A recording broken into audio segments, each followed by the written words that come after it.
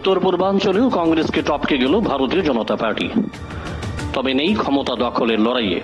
এই চিত্র ত্রিপুরার প্রতিবেশী রাজ্য মিজোরামে। সোমবার সকাল থেকেই মিজোরামের ভোট গণনা শুরু হয়েছে এবং সম্পন্ন হয়েছে গণনা। ভোটের গতি প্রক্রিয়া থেকে স্পষ্ট হয়ে গিয়েছিল কি ঘটতে চলছে মিজোরামের ভোটের সমীকরণ। মিজোরামে এবার ঘটছে ক্ষমতার পাল্লা বদল।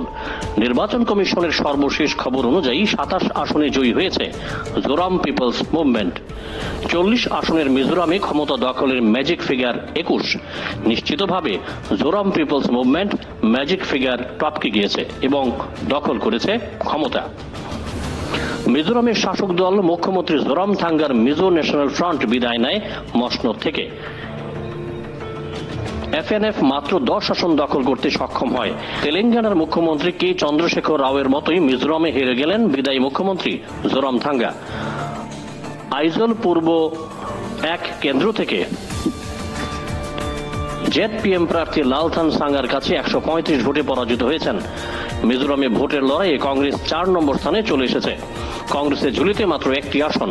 অন্যদিকে ভারতীয় জনতা পার্টি মাত্র 13টি আসনে প্রার্থী দিয়ে জয় ছিনিয়ে নিয়েছে 2টি আসনে।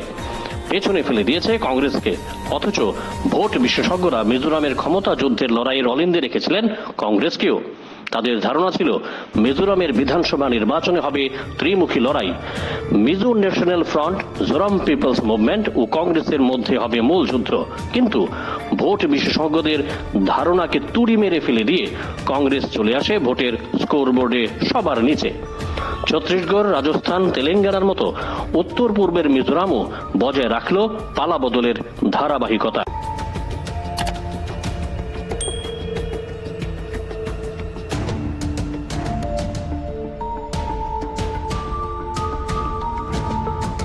Bureau report, jam 24 news.